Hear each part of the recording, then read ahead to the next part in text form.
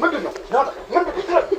ምንድነው? ዝም ማን የመጣው? ምን እያልክ ዝም ማን ነው?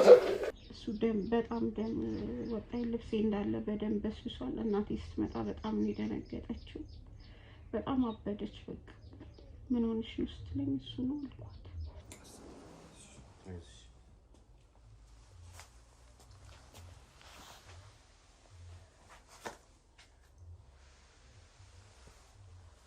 እንደዚህ ነው የምትሄጂው? ቆይ ምጣት ነው ያለችው። ጮኸች፣ ሰዎች መጡ ምናምን ሆስፒታል ይዘው ሄዱ። ከዛ በቃ ሆስፒታሉን ቼክ አደረጉ። በቃ ፓራላይዝድ ሆናለች። ከወገብ በታች አይሰራም አሉ።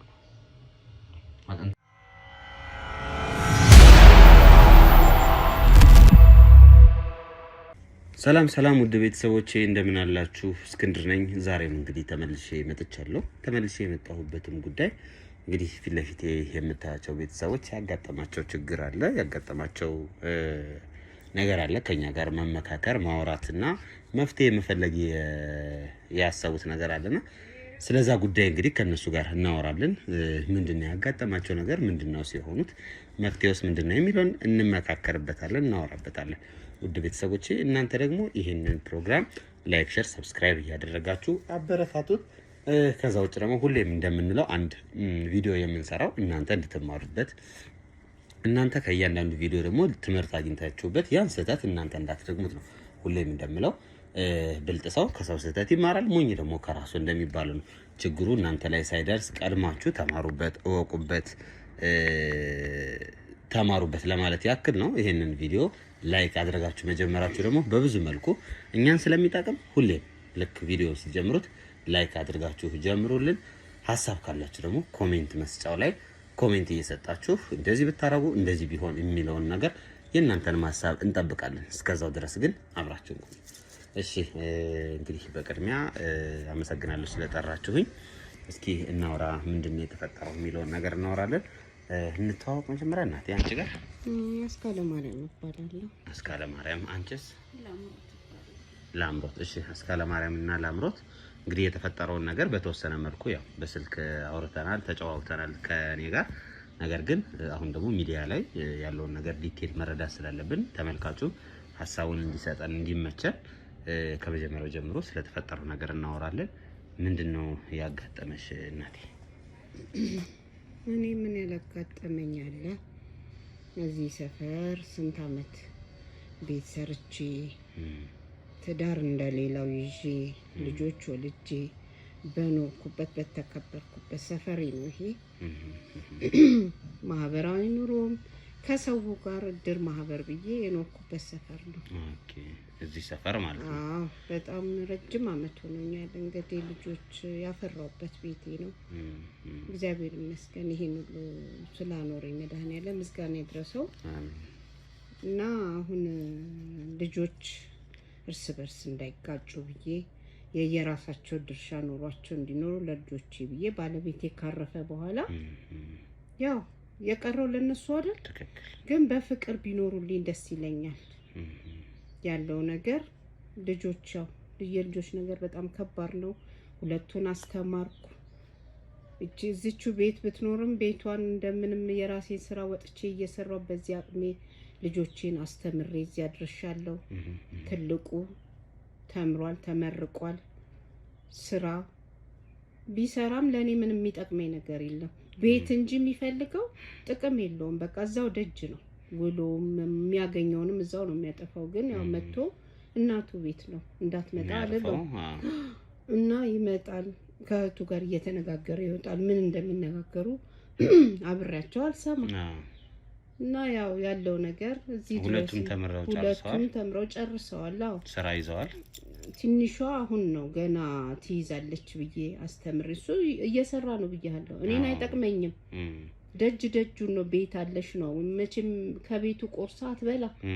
እሱ ሰራም ተማረ፣ ተመረቀ፣ ስራ አገኘ። እዛው ደጁን ነው። ወደ ቤት መጥቶ ምንም የሚያደርገው ነገር የለም። ምንም ነገር አይጠቅመኝም ለኔ። ግን ልጄ ነው፣ ምን አደርገዋለሁ? አውጥቼ አልጥለው። ስለዚህ ይመጣል። እናቱ ቤት ነው ማይ እንደዚህ ነው ብሎ ጭራሽ ከኔ ብሰጠው ሁሉ ደስ ይለዋል።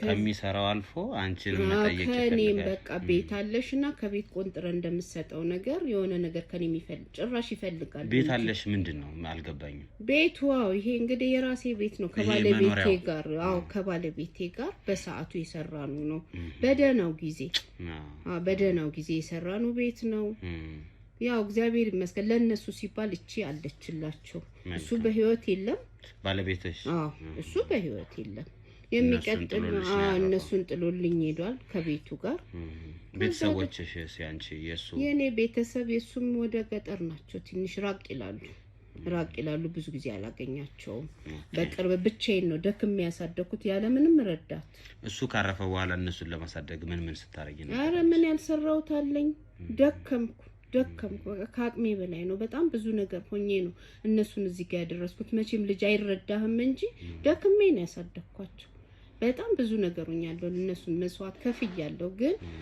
ልጁ አሁን እሷ ትንሿ ከሱ ነው የምትማረው መቼም ከታላቅ አይደል ትምህርት የሚወሰደው ግን እሱ ሰራ ይሄን ላርግልሽ እናቴ ይሄን ላርግልሽ እህቴ አይልም በእርግጥ አንዳንዴ ደግሞ ምንድነው ህይወት ያው ታውቂዋለሽ አንቺ እየኖርሽም ስለሆነ አይሞላም በተለይ ወንድ ስትሆኝ ደግሞ ራሱን የቻለ ፈተና አለ ውጭ ላይ ያሉ ፈተናዎች ምናምን አሉና ሜቢ ከዛ አንግል ለመረዳት ብትሞክሩ ጥሩ ነው ለማለት ነው እሺ እኔ ጓደኞቼ የደና ቤተሰብ ልጆች ናቸው ብዙ ነገር አላቸው እኔ ምን ካንቺ ተፈጥሬ የሚለውም ነገር አለ አንዳንዴ ጮክ ብሎ ባይናገር ስለዚህ ከጓደኞቹ ጋር ራሱን ያፎካክራል አንዳንዴም ጮክ ብሎ የማይናገረው ነገር አለ በውስጡ የሚግሮመረም ምንድነው ስለው እኔ ከሰው በታችሁኝ የሚለው ነገር አለ እንግዲህ እነዛን ሰዎች አልሆንም እኔ የራሴ ነው አይደል እዚህ ጋር የራሴ ህይወት አለኝ ሁሉም የራሴ ህይወት አለ ግን ምንም እኔ እንጃ በቃ እነዛን እንትን ይላል ከነሱ ያል በቃ እንዲሁን ይላል ምንም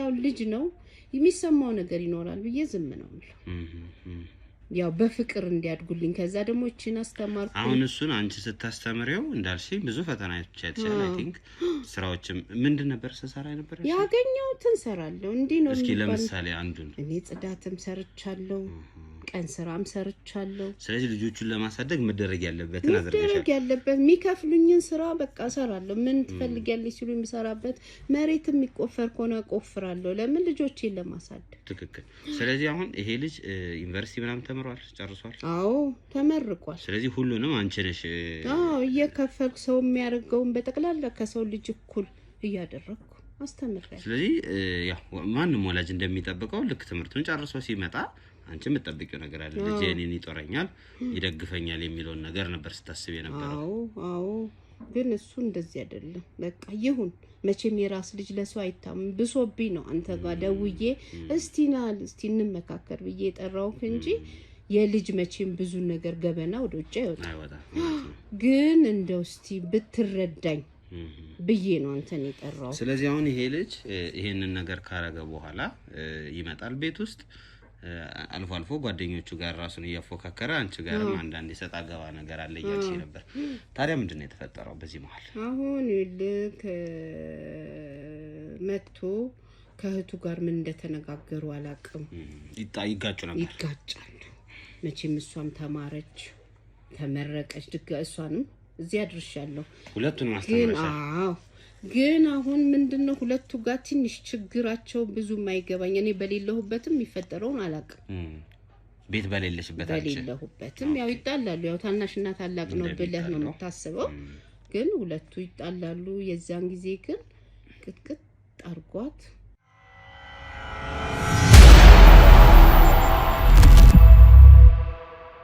ሰላም ውድ የሲንግል ቤተሰቦች እንደምን አላችሁ እስክንድር ነኝ እንግዲህ እናንተ ወዳጆቼ እናንተ ቤተሰቦቼ ባላችሁኝ መሰረት ልታግዙኝ የምትፈልጉ ሰዎች ካላችሁ የምታግዙበትን አማራጭ ይዤ መጥቻለሁ ይህ አማራጭም ደግሞ ሪል ስቴቶች ከኔ ጋር ኮንታክት አድርገው ባንተ ስም እንግዲህ ቤት ከተሸጠ ወይም ደግሞ ባንተ ስር ቤቶች ከተሸጡልን አንተን የምንጠቀምበትን እድል ይዘን መተናል ብለውኛል 3 ሪል ስቴቶችን አናግሬያለሁ ከነዚህ ከ3 ሪል ስቴቶቹ አንዱ ሙሉ ለሙሉ ቤቱ ያለቀ ሲሆን ሁለቱ ደግሞ ቀስ እያልን እየሰራን የምንከፍልበት ሪል ስቴት ነው የመጀመሪያው ሜትሮ ሪል ስቴት የሚባል ሲሆን በቦሌ ቡልቡላ ይገኛል ከቦሌ ኤርፖርት የ3 ኪሎ ሜትር ርቀት ነው ያለው ዘመናዊ አፓርታማ ናቸው በፍሎር አንድ ቤት ብቻ ነው የሚገኘው ባለ 2 እና ባለ 3 መኝታ ነው ያለው ማለት ነው።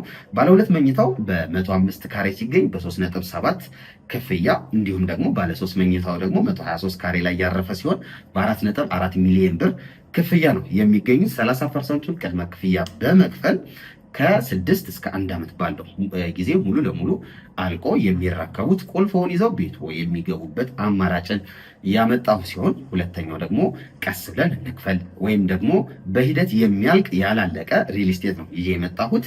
በመሃል ሜክሲኮ የሚገኝ አባይ ሆምስ ሲሆን ከባለ 1 መኝታ እስከ ባለ 3 መኝታ አለው። በ779 ሺህ ቅድመ ክፍያ የዚህን ቤት ባለቤት መሆን ይችላሉ። እንዲሁም ሱቆች አሉት ከ450 ሺህ ብር ቅድመ ክፍያ ጀምሮ ሱቆችንም ማግኘት ይችላሉ። ሶስተኛው ቴምር ሪል ስቴት ያላለቀ ቀስ እያልን የምንሰራው ሪል ስቴታችን ነው። ይህም ሪል ስቴት በመሃል ቡልጋሪያ ይገኛል። በ5 ሚሊዮን ብር ብቻ ቤቱን የግሎ ማድረግ ይችላሉ። ከባለ 1 እስከ ባለ 3 መኝታ ቤቶች አሉት። ባለ 2 6.8 ሚሊዮን፣ ባለ 3 ደግሞ በ10 ሚሊዮን ያገኙታል። ሙሉ ክፍያው የ30% ዲስካውንት አለው ማለት ነው። ወዳጆቼ ሙሉ መረጃ ማለት ከፈለጉ ደግሞ ከስር ባለው ስልክ ይደውሉ። ጥሩ መረጃ ዲቴል መረጃዎችንም እንሰጣቸዋለን። ስለምትተባበሩኝ ከጎኔም ስላላችሁ በጣም አመሰግናለሁ። መልካም ጊዜ።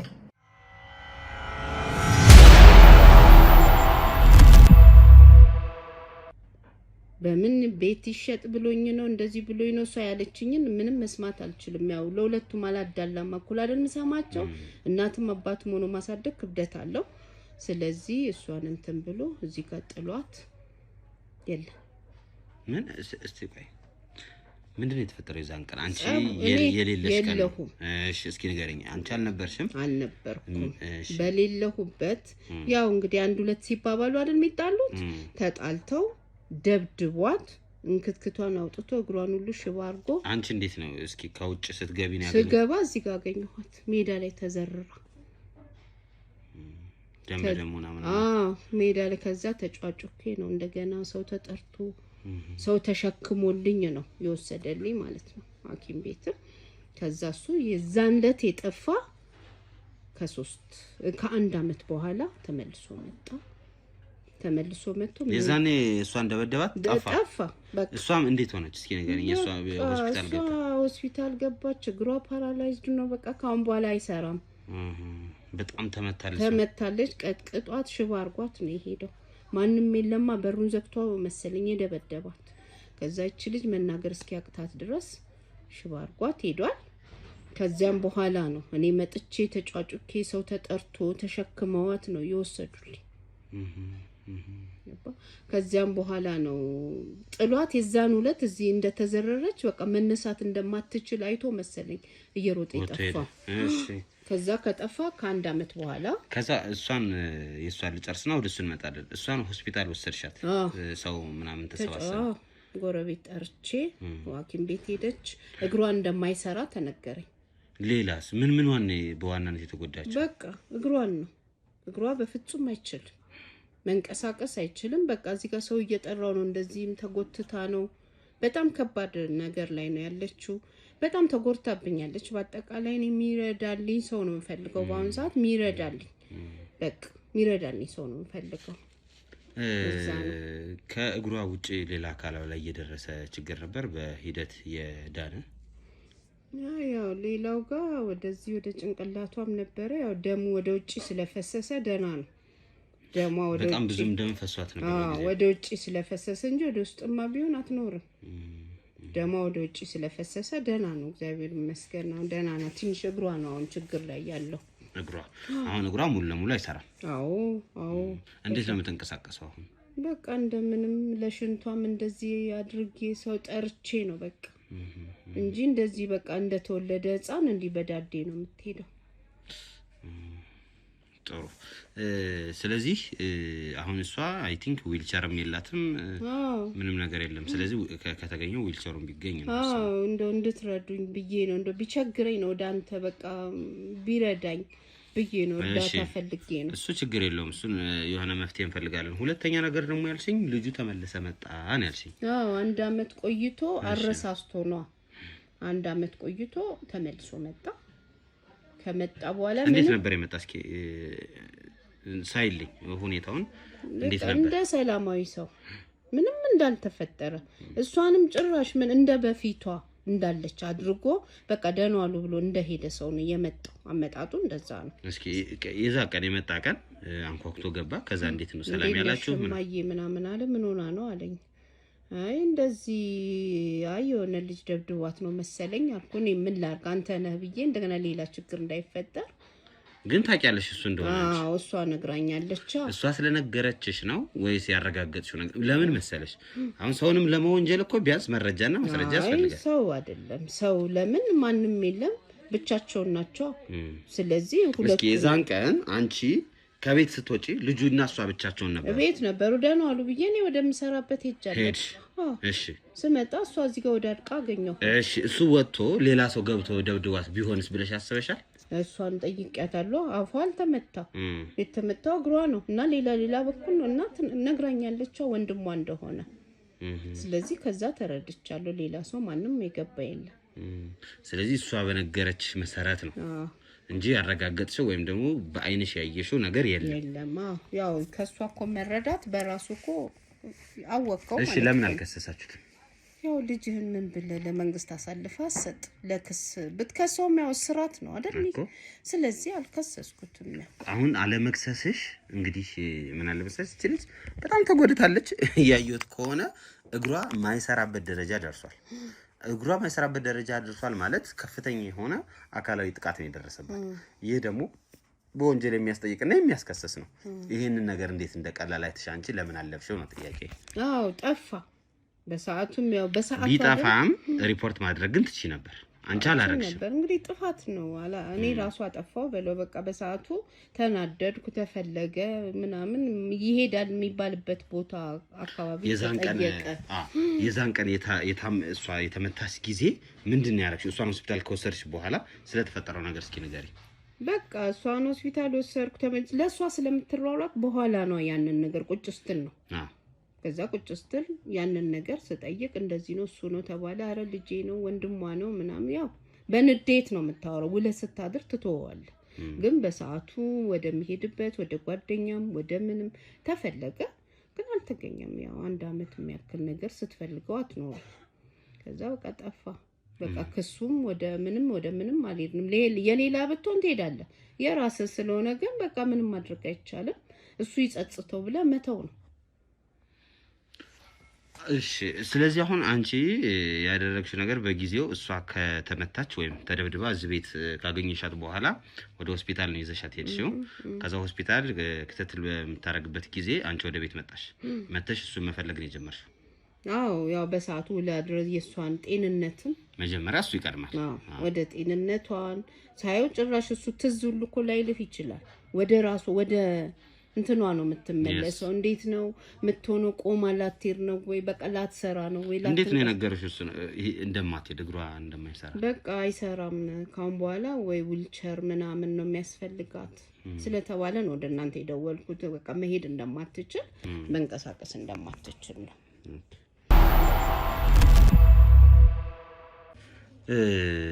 ስለዚህ አሁን እሷ ያለችበት ሁኔታ እንዴት ነው? የጤናዋ ሁኔታ አሁን ከ1 አመት በኋላ ያው ናት።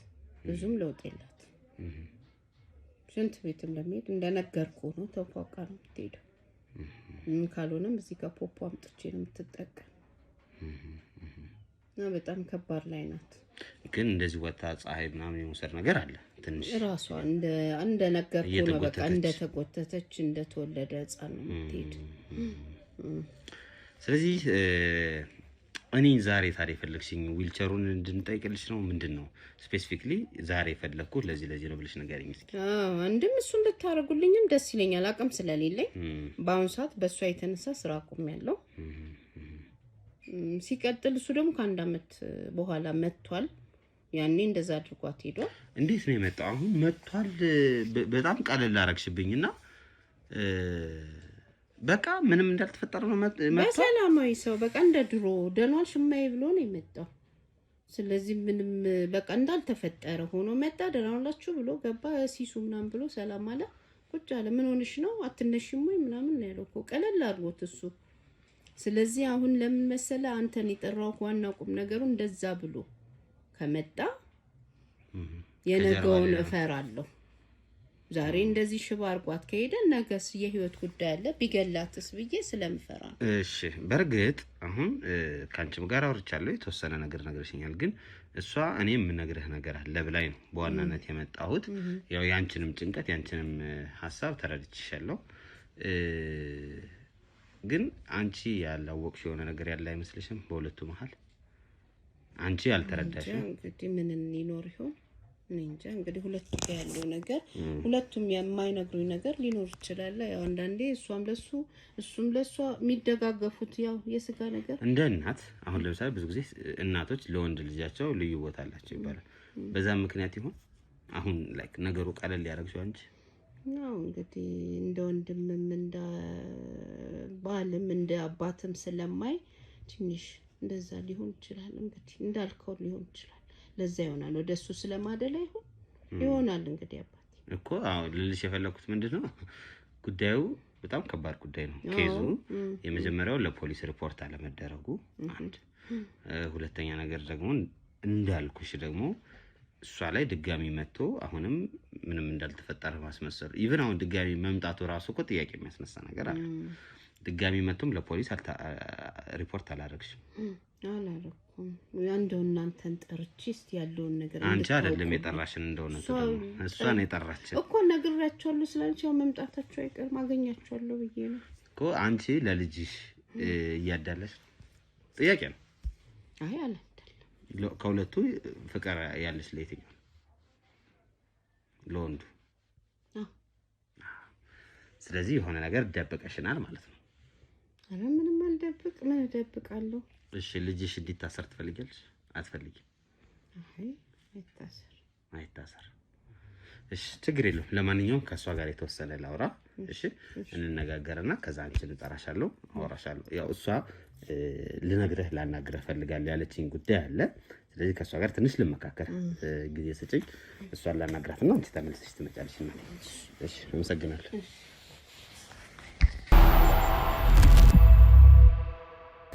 እሺ ላምሮት አይደል? እንዴት ነሽ? ያው አንቺን የደወልሽልኝ በእርግጥ ከእናትሽ ጋር የተወሰነውን ማወቅ ስላለብኝና ለመረዳት ያክል ነው ያናገርኩሽ። እስኪ ስለተፈጠረው ነገር ከመጀመሪያው ጀምረሽ እኛ ልናግዝሽ የመጣነው ስለዚህ ሳትደብቂ አንቺ እናትሽ ጋር የወሰድኩት መረጃ አለ። እሺ አሁን ደግሞ አንቺ ጋር መውሰድ ያለብኝ ልክ እንድታስረጂኝ ነው። እኔ ያው ከአንድ ወንድም አለኝ። በቃ ብቸኛ ወንድሜ በጣም ነው የምወደው። ከእናቴ ባልተናነሰ ነው የምወደውና ያው አብረን ነው ያደግነው። እናታችን አባታችን ያው ሲሞት እኛ በጣም ህፃናቶች ነበር እና እናታችን በጣም ለፍታለች፣ የሰው አይን አይታለች። በቃ ይሄ ነው የማትለው ስራ ብዙ አይነት ስራ ሰርታለች ለኛ ስትል ማለት ነው። እና በቃ በፍቅር ነው ያደግነው። እኔ እንጃ እኔ አሁንም ድረስ ወደዋለሁ ወንድሜ እንደዚህ አድርጎኝም ማለት ነው። እና ያው እሱ የሚውለው ከሀብታም ልጆች ጋር ነው። ትምህርቱን ጨረሰ። ከዛ በኋላ በቃ አዋዋሉ ልክ አይደለም። በቃ ራሱን ኮምፔር ያደርጋል ከሌላ ሰዎች ጋር እና በጣም እየተቀየረ መጣ። ለኛም ለኔም ለናቱም ያለው አመለካከት በቃ ጥላቻ ሆነ።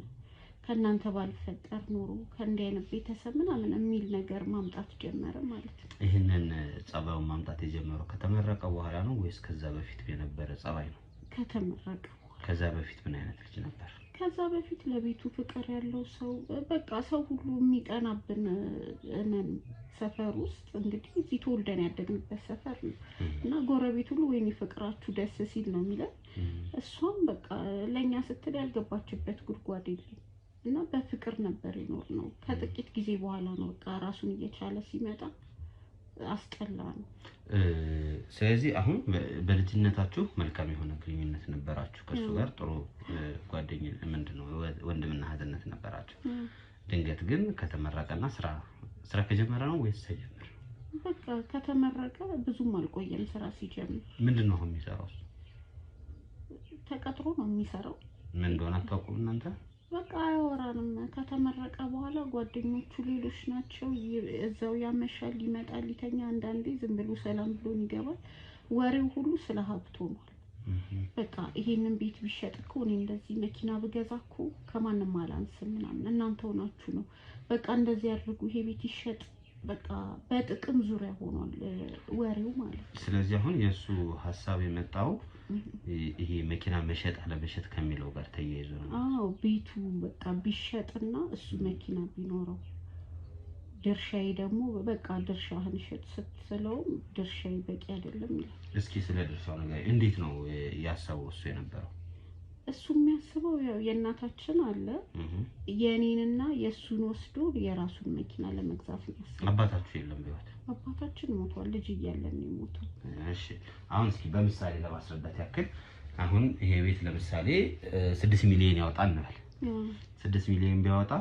3 ሚሊዮን እናንተ ነው 3 ሚሊዮን እናታችሁ ነው ስለዚህ እሱ ሊደርሰው የሚችለው 1.5 ነው ግን 3ቱ ቢደርሰኝ ይገዛልኛል መኪና ቢያንስ ነው የሚለው አንቺ ምን ይሰራልሻል ስለዚህ ያንቺንም ድርሻ ስጭኝ ነው ስጭኝ ድርሻሽን ነው የሚለኝ እኔ እኮ ሰጠው ነበር በፍቅር ቢመጣ በሰጠው ምንም አይጎልብኝም ወንድሜ ነው መጀመሪያ በፍቅር አይደል ጠየቅሽ ሀብታም ቢሆን በቃ ተቀይሯል ከተመረቀ ስራ ከጀመረ በኋላ ተቀይሯል በቃ በጣም የጥላቻ ንግግር ነው ከናንተ ባልፈጠረ እንደዚህ ያልሆንም ነው የሚለን አቤት ምንም ነገር አያደርግም እናታችን ደክማ እኛ እንድንጦራት ነው አይደለ ስንደርስ እንዲደክማ ያሳደገችን ግን እሱ እናቱንም መርዳት አይፈልግም በቃ ይሁን የጥላቻ ነገር ሲሆን ያስጠላሃል እንጂ እኔኮ ብሰጠው ምንም አይጎዳኝም እናቴ ጋር ተጠግቼ እኖራለሁ ግን በቃ ያለው ነገር ስላናደደኝ ነው አልሰጥም ስለው እንደዚህ አድርጎኝ ሄደው ማለት ነው እስኪ ይሄ ነገር እንዴት እንደተፈጠረ ነገር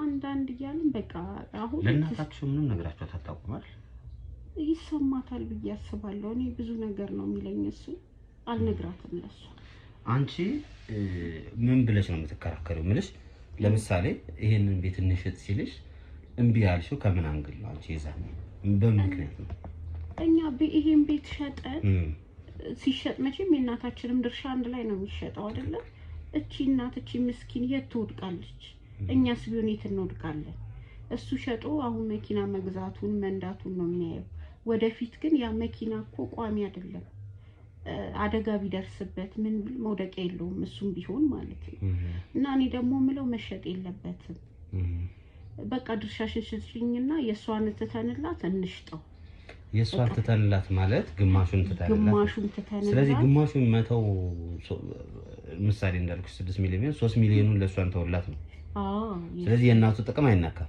የእናቱን ጥቅም አይነካም ግን ይሄ ልጅ አሁን ይሄን በቂ ካልሆነ ቆይቶ ደግሞ እሷ የሚሸጥ ማለቱ አይቀርማ ከሰማሁት እንደዛ ማለቱ አይቀርም እንዴ እናቱን እኮ አሁን እንደዛ ለፍታ ያሳደገችውን እንዴት እንደሚያመነጫጭቃት አሁን ላይ እንዴት እንደሚያደርጋት ብታዩ በጣም ነው የምታዝነው እኔ አሁን እንደዚህ አድርጎኝ ህግ ጋር ሄደን አልከሰስንም ለጎረቤትም ምን ብለህ ትናገራለህ አሁን ለምን ነው ህግ ጋር ሄዳችሁ አልከሰሳችሁ የራስህ ነው ስጋት ነው እንዲጎዳ አትፈልግም ይኸውልሽ ላምሮት አሁን እኔና አንቺ በግልጽ እያወራን ነው አይደል ስሜትሽን አትደብቂ እናትሽ አይከሰስም ስላለሽ ነው ያልከሰሰችሁት ያው እሷም እንድታዝን አልፈልግም ግን ቢቀጣኔ ደስ ይለኛል ትምህርት ቢወስድ እንደዚህ አድርጎኝ አሁን እኔ ጓደኞቼንም አላገኝም ሰው ይሰለቻል እኔ አሁን ቤት ከቀረው አመት ሆኖኛል ወዲያው ነበር ጓደኞቼ የሚጠይቁኝ የሚጠይቀኝ ሰው የለም የሚያይኝ ሰው የለም በጣም ብቻዬን ሰው በጣም ነው የሚሰማኝ እንደ ልቤ መንቀሳቀስ አልችልም ብቻ ይሄ ክራንች እንኳን ይዤ እንዳልንቀሳቀስ እናቴ አሁንም ቢሆን አቅም የላት እና ያን ነገር ሳላረግ ስቀር በጣም ነው የሚሰማኝ ደግሞ በገዛ ስጋ እንደዚህ መደረግ በጣም ከባድ ነው ስለዚህ አንቺ በጊዜው ይሄንን ቤት የመሸጥ ሐሳቡን ሲያመጣ እናታችን የምትወርቅበት የለም አይሆንም ብለሽ ከለከልሽው ነው ምን ትሆናለች ይው እሱ በቃ ምን ትሆናለች ያየው ያሁን ጥቅሙ ነው በቃ ጓደኞቹ መኪና አላቸው እሱ በቃ ይኑረኝ እናንተ ይሄ ቤት ተቀምጦ ምን ይሰራል በቃ እንትን እንበልና ያንቺን ስጪኝ በቃ እሱ ችግሩን ያንቺን ስጪኝ ልሽጣው የሁለታችንን በቃ ነው መኪና ልግዛበት ነው የሚለው እኔ ደግሞ አይሆንም ነው የምለው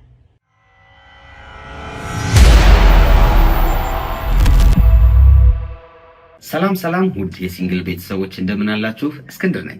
እንግዲህ እናንተ ወዳጆቼ እናንተ ቤተሰቦቼ ባላችሁኝ መሰረት ልታግዙኝ የምትፈልጉ ሰዎች ካላችሁ የምታግዙበትን አማራጭ ይዤ መጥቻለሁ። ይህ አማራጭም ደግሞ ሪል ስቴቶች ከኔ ጋር ኮንታክት አድርገው በአንተ ስም እንግዲህ ቤት ከተሸጠ ወይም ደግሞ በአንተ ስር ቤቶች ከተሸጡልን አንተን የምንጠቀምበትን እድል ይዘን መተናል ብለውኛል። 3 ሪል ስቴቶችን አናግሬያለሁ። ከነዚህ ከ3 ሪል ስቴቶቹ አንዱ ሙሉ ለሙሉ ቤቱ ያለቀ ሲሆን ሁለቱ ደግሞ ቀስ እያልን እየሰራን የምንከፍልበት ሪል ስቴት ነው። የመጀመሪያው ሜትሮ ሪል ስቴት የሚባል ሲሆን በቦሌ ቡልቡላ ይገኛል። ከቦሌ ኤርፖርት የ3 ኪሎ ሜትር ርቀት ነው ያለው። ዘመናዊ አፓርታማ ናቸው። በፍሎር አንድ ቤት ብቻ ነው የሚገኘው። ባለ 2 እና ባለ 3 መኝታ ነው ያለው ማለት ነው። ባለ 2 መኝታው በ105 ካሬ ሲገኝ በ3.7 ክፍያ፣ እንዲሁም ደግሞ ባለ 3 መኝታው ደግሞ 123 ካሬ ላይ ያረፈ ሲሆን በ4.4 ሚሊዮን ብር ክፍያ ነው የሚገኙት። 30% ቅድመ ክፍያ በመክፈል ከ6 እስከ 1 ዓመት ባለው ጊዜ ሙሉ ለሙሉ አልቆ የሚረከቡት ቁልፎን ይዘው ቤቱ የሚገቡበት አማራጭን ያመጣው ሲሆን ሁለተኛው ደግሞ ቀስ ብለን እንክፈል ወይም ደግሞ በሂደት የሚያልቅ ያላለቀ ሪል ስቴት ነው ይሄ የመጣሁት። በመሃል ሜክሲኮ የሚገኝ አባይ ሆምስ ሲሆን ከባለ 1 መኝታ እስከ ባለ 3 መኝታ አለው። በ779 ሺህ ቅድመ ክፍያ የዚህን ቤት ባለቤት መሆን ይችላሉ። እንዲሁም ሱቆች አሉት። ከ450 ሺህ ብር ቅድመ ክፍያ ጀምሮ ሱቆችንም ማግኘት ይችላሉ። ሶስተኛው ቴምር ሪል ስቴት ያላለቀ ቀስ እያልን የምንሰራው ሪል ስቴታችን ነው። ይህም ሪል ስቴት በመሃል ቡልጋሪያ ይገኛል። በ5 ሚሊዮን ብር ብቻ ቤቱን የግሎ ማድረግ ይችላሉ። ከባለ 1 እስከ ባለ 3 መኝታ ቤቶች አሉት። ባለ 2 6.8 ሚሊዮን፣ ባለ 3 ደግሞ በ10 ሚሊዮን ያገኙታል። ሙሉ ክፍያው የ30% ዲስካውንት አለው ማለት ነው። ወዳጆቼ ሙሉ መረጃ ማለት ከፈለጉ ደግሞ ከስር ባለው ስልክ ይደውሉ። ጥሩ መረጃ ዲቴል መረጃዎችንም እንሰጣቸዋለን። ስለምትተባበሩኝ ከጎኔም ስላላችሁ በጣም አመሰግናለሁ። መልካም ጊዜ።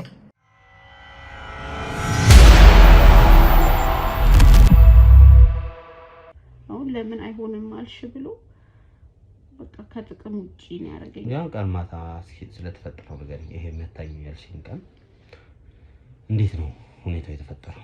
ሂደቱ እንድትነግሪኝ ፈልጌ። ሰላም እያወራ ነበረ። በቃ ስለ ጓደኞቹ ያወራል። እንትና እኮ የገዛውን ብታዩ እንትና እኮ ምናምን እያለ ያወራልኛል ነው። እኔ ዝም ብዬ ሰማዋለሁ። እሱ ሌላ ነው፣ አንተ ሌላ ነህ። በቃ እኛ ስንፈጠር የደሃ ልጆች ሆነን ተፈጥረናል። በቃ ያ ነገር ሊያጓጓህ አይገባም እለዋለሁ። አንቺ ደግሞ የሚታቂና ምናምን በቃ አለ አይደል፣ አንዳንድ ስንባባል ከረረ ማለት ነው። ሲከር በቃ በጣም ደበደበኝ። ብረት አመጣና እግሬን በጣም ነው የመታኝ። እንዴት ነው የጀመረው? ሲጀምረው በቃ ሊማታ ብድግ ሲል ኧረ ተው ቁጭ በል አልኩት። ተው ስለው በጥፊ መታኝ። እንዴት አንቺ ተው ትያለሽ? ስግብግብ ለኔ ብትሰጪኝ ትሞቻለሽ ምናምን አለኝና አንቺን መግደል ነበረ ምናምን ብሎ መታኝ በጥፊ። ዝም አልኩት፣ አልጮህኩም። ያን ሁሉ ሲቀጠቅጠኝ እኔ አልጮህኩም። እንደዛ ተመታሽ? አልጮህኩም። ለምን ብጮ ያው ጎረቤት ይመጣል ይይዙታል። እናቴ ደግሞ ልታዝንብኝ ትችላለች። አሁን እሱ በእኔ ምክንያት ቢታሰር በጣም ነው የምትወደው። የመጀመሪያ ልጇ ነው። በጣም ነው የምትወደው።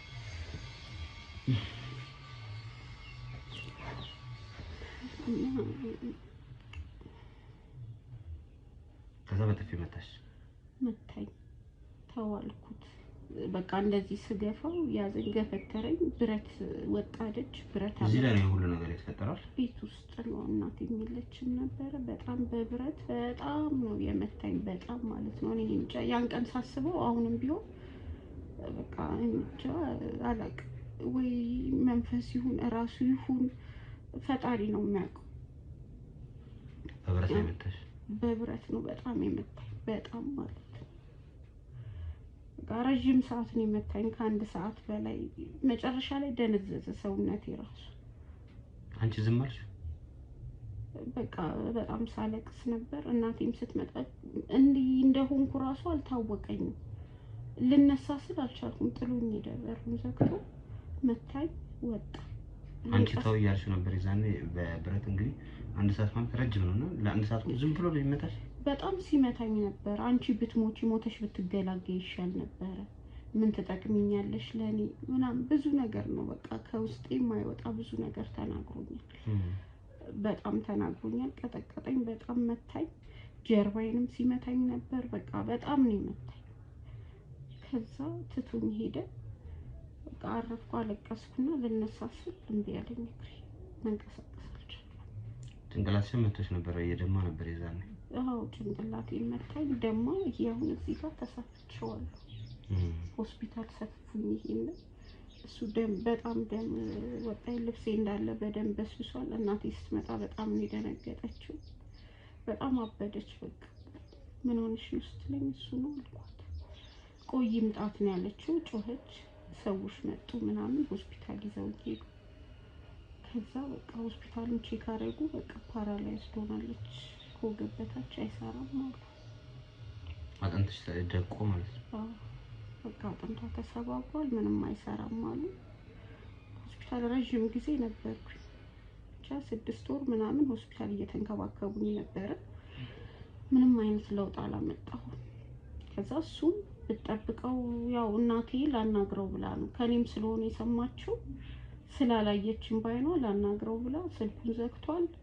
የለም ብትፈልገው የምታውቀው ሰው ጋር ብትሄድ የለም። አሁን ደግሞ ተመልሶ መጣ። እስኪ ይሄን አንድ አመት እንዴት ነበር ያሳለፍሽው? ምልሽ ኖርማሊ ላፕሮት መጀመሪያ ላይ የምትራመድ የምትንቀሳቀስ ከሰዎች ጋር የምትጫወት የፈለገችውን በፈለገችው ጊዜ የምታረግ ሴት ነበረች። አሁን ደግሞ ሌላ ነውና ይሄ አንድ አመት እንዴት ነበር ያለፈው? በጣም ከባድ ለኔ በጣም ከባድ ነው። አይመሽልኝም። አንድ አመቱ 1000 አመት ነው የሆነብኝ። በቃ እንደ ልብ እየተንቀሳቀስኩ በነበረ ሰዓት ጊዜ የማይበቃል። አሁን በቃ እንጀ መንቀሳቀስ ምንም ስለማልችል አይመሽልኝም፣ አይነጋልኝም። ብቻዬን ስሆን ማልቀስ ነው። በጣም ከባድ ነው። እኔ እንዲህ አይነት ጉዳት ጠላቴ ላይም አይደረስበት። እኔ በጣም ከብዶኝ ነው እውነት። አንዳንዴ ሳስበው ከዚህ ሁሉ ምን ነው ገሉኝ ብሄድ ይሻል ነበር ነው የምለው። ሞቼ ባርፍ እገላገል ነበር። በጣም አካል ጉዳተኛ ሆነ ቤት መቀመጥ እኔ እንጃ ምን ያህል ከባድ እንደሆነ አውቀዋለሁ። በጣም ከባድ ነው። ብቻ ፈጣሪ እንግዲህ የሚምረኝ ከሆነ እጠብቃለሁ።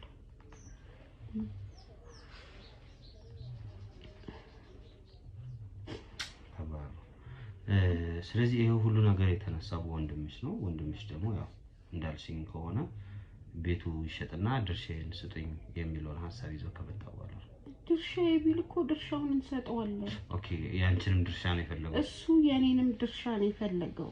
ሀብት ደግሞ ከሰው አይበልጥም አይደል? ትክክል። እሱ አሁን እኛን አለመፈለጉ ነው ያናደደኝ። እኛም ቢፈልገን እኮ ምንም አይደለም፣ ትሰጠዋለህ። ከእናትህ ላይም ቆርሰህ ትሰጠዋለህ። ዋናው ፍቅር ነው የሰው ልጅ። ግን በቃ ማማረር ጀመረ። እኔ ከምን አይነት ሰዎች ጋር እንደሚገጥም አላውቅም። በቃ ያማርራል፣ ይሰድበናል። ድሮም እናንተ እንደዚህ በጣም ብዙ ነገር ነው የሚናገረው። እናቴ ከሌለች በተለይ በጣም ብዙ ነገር ነው የሚናገረው። ለምንድን ነው ቀድመሽ ግን ለእናትሽ ይሄን ነገር ያልነገርሻት? ምልሽ ያደረገው ነገር ቀላል ነው ነግረሻታል?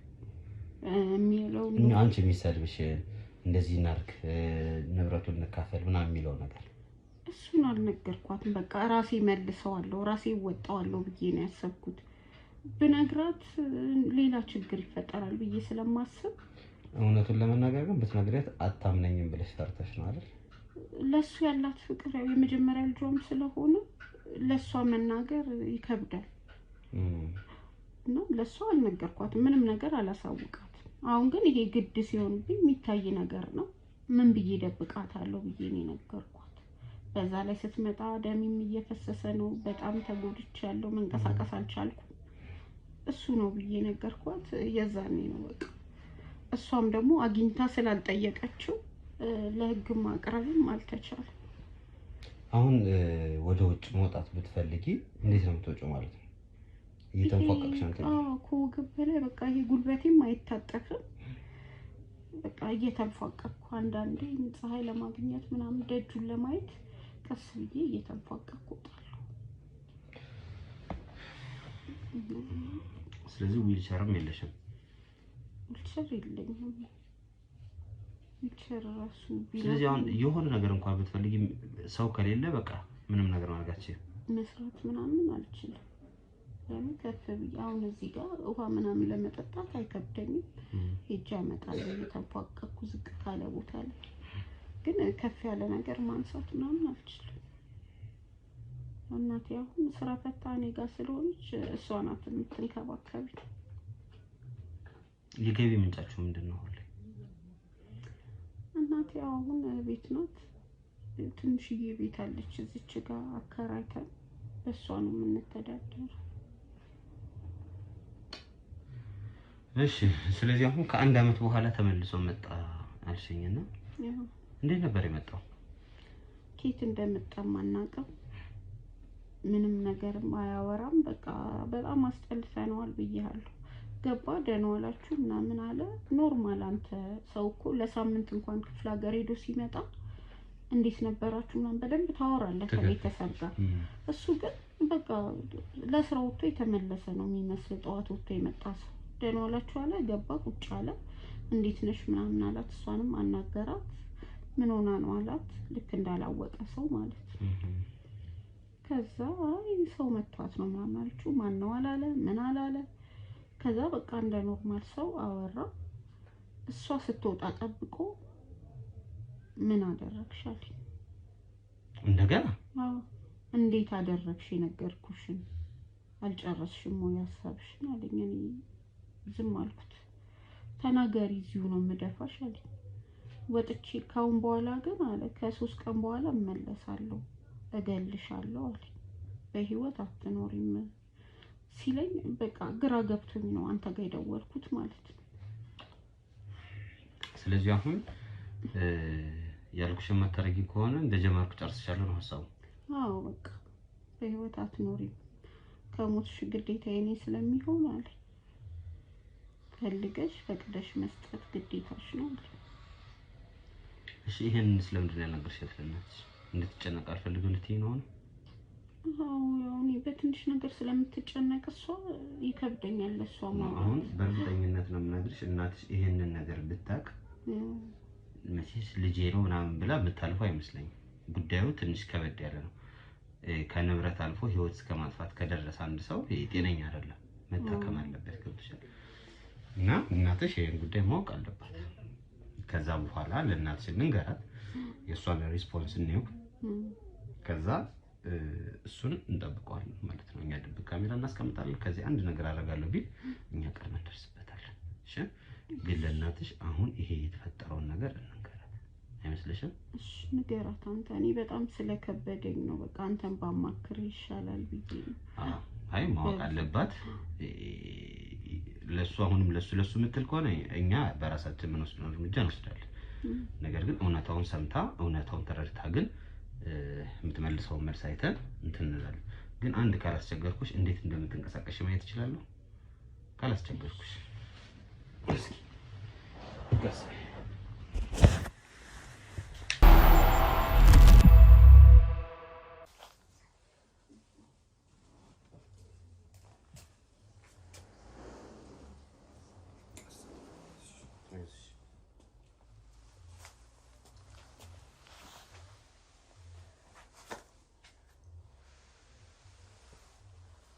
እንደዚህ ነው የምትሄጂው?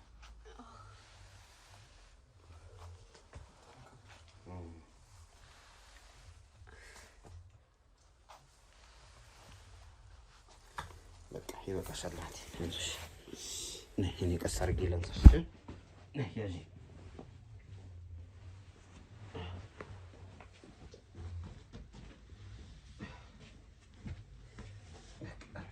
እናትሽን ልጥራትና ከእናትሽ ጋር ላውራ። እሺ አንቺ እረፍት አድርጊ።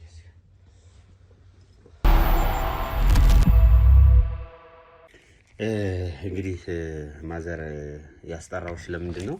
ልጅሽ ላይ ስለተፈጠረው ነገር ያው በቂ መረጃ ያለሽ ስላልመሰለኝ ነው። ማለት በቂ መረጃ የለሽም ስልሽ በዋናነት ልጅሽ የታመመችው ወይም ይሄ ሁሉ አደጋ የደረሰባት በወንዱ ልጅሽ እንደሆነ ግልጽ ነው። ለአምሮት ማለት ነው። የደረሰባት ነገር በሱ ነው። ይሄንን ነገር ታውቂያለሽ። ይሄንን ነገርም እያወቅሽ ያው በተለያዩ ምክንያቶች በእናትነትም ልብም ብዬ ለግለጸው ልጅሽን ለህግ ማሳለፍ አይሳሰጭ እስካሁን ቆይተሻል። አሁን ድጋሚ ሲመጣ ግን ባለፈው እንደዚህ አድርጓት የሄደውን ለመበቀል ወይም ደግሞ ቤቱን እናንተ ማትሰጡት ከሆነ እናንተ ላይ ሳይሆን እሷን ለመግደል ነው የመጣው። በቃ ይሄ ነው እውነታው።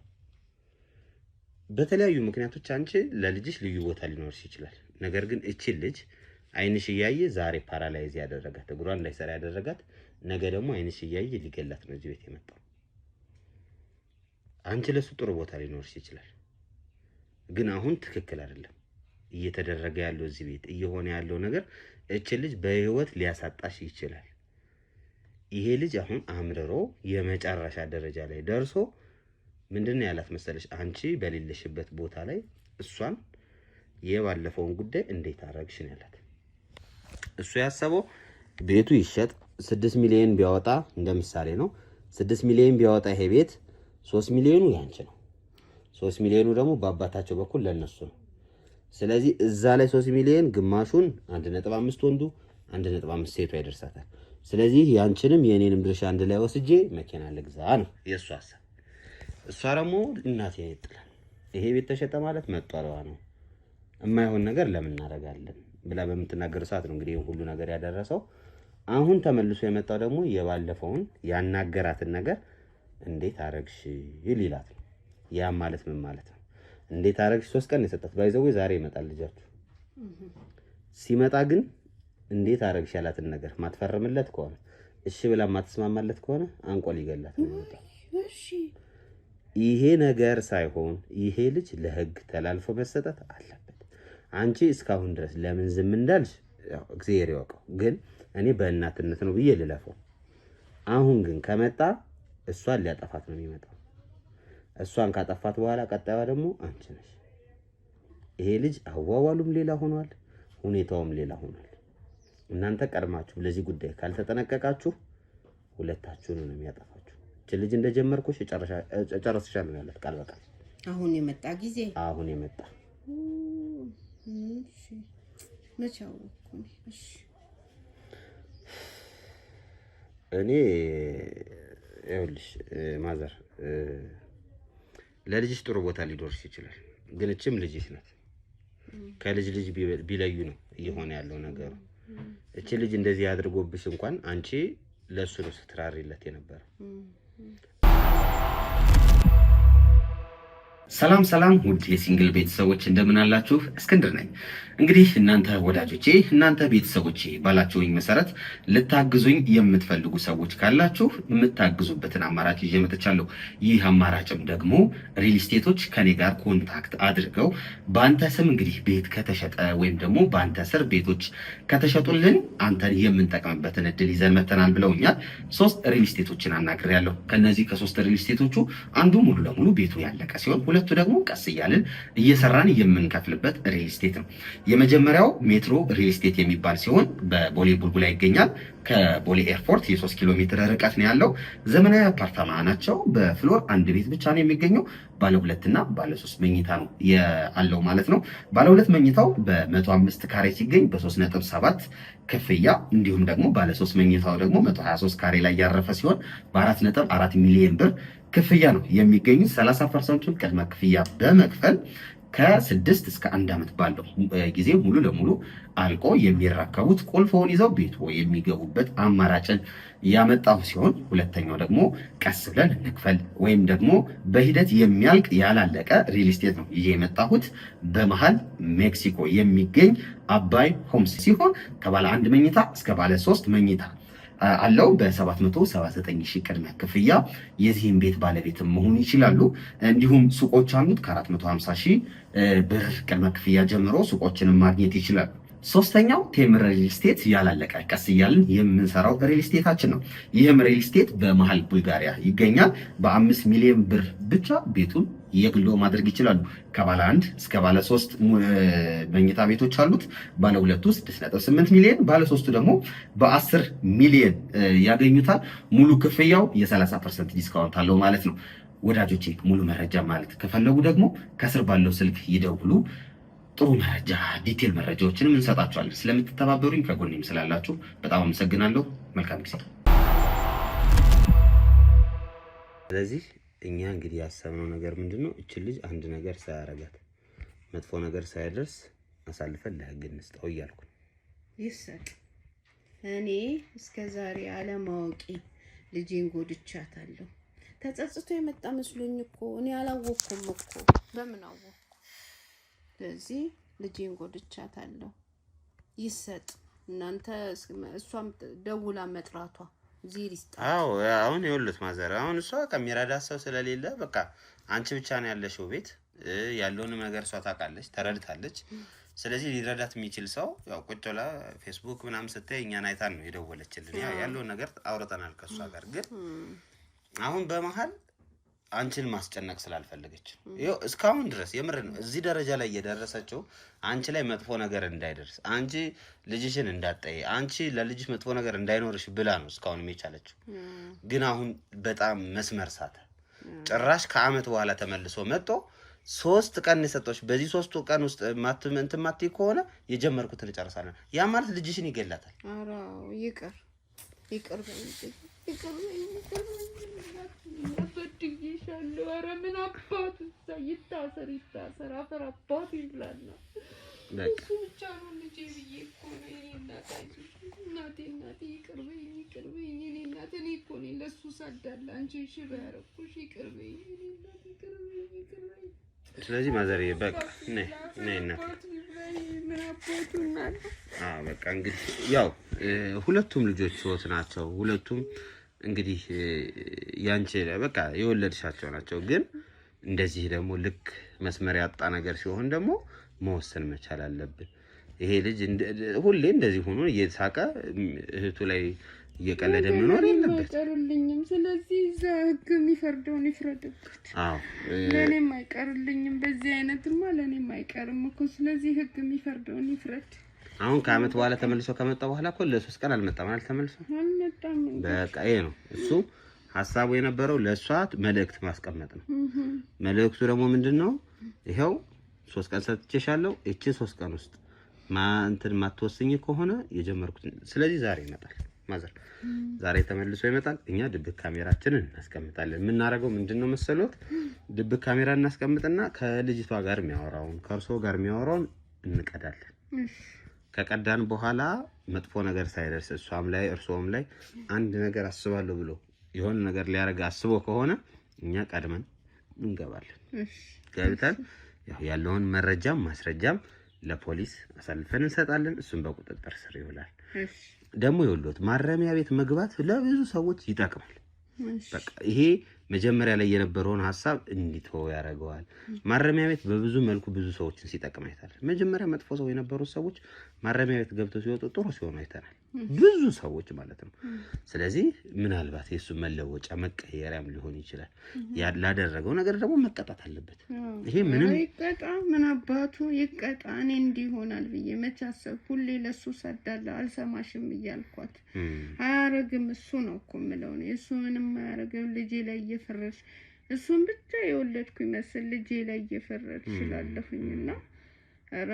ይቅጦት በቃ ስለዚህ አሁን እንደዛ እናረጋለን እናቴ ስለተባበራችሁን በጣም እናመሰግናለን አሁን ካሜራ እዚህ አስቀምጠን ነው የምንሄደው ዛሬ ነው ይመጣል ያለችው ስለዚህ ከሰዓት ምናምን ሊመጣ ይችላል እኛ ሁኔታውን እዚሁ አካባቢ ሆነን እንከታተላለን እሺ እንግዲህ ውድ ቤተሰቦቼ ያው እዚህ ቤት ላይ የተፈጠረውን ነገር እንዳያችሁት ነው ወንድሟ ትንሽ ገንዘብ ፍቅር ነው እንደዚህ ያደረገ ያለው ይሄ ነገር ብዙ ቤተሰቦች ላይ ያያየነው ነው በተለያዩ ሶሻል ሚዲያዎች ላይ እንሰማለን አካባቢያችን ላይ እንሰማለን ገንዘብ የሰውን አእምሮ እየቀየረ ገንዘብ የሰውን ሐሳብ እየቀየረ ቤተሰቡ ላይ እናቱ ላይ አባቱ ላይ እህት ወንድሙ ላይ እንደዚህ አይነት ጉዳት የሚያደርስበት ጊዜ ላይ ደርሰናል ስለዚህ ገንዘብን ማምለካቸውን ተውና ሰውን አስቀድሙ ለሰው ክብር ስጡ ለማለት እወዳለሁ ቀጣዩን እንግዲህ እዚህ ቤት ውስጥ የሚኖረውን የድብቅ ካሜራ ሁኔታ አብራችሁን ተከታተሉ ለማለት እወዳለሁ መልካም ጊዜ ወለና ማስረጃ ነኝ እኔ ገዢ ያለኝ ማለት ይችላል ይበለይቶ ተስማማ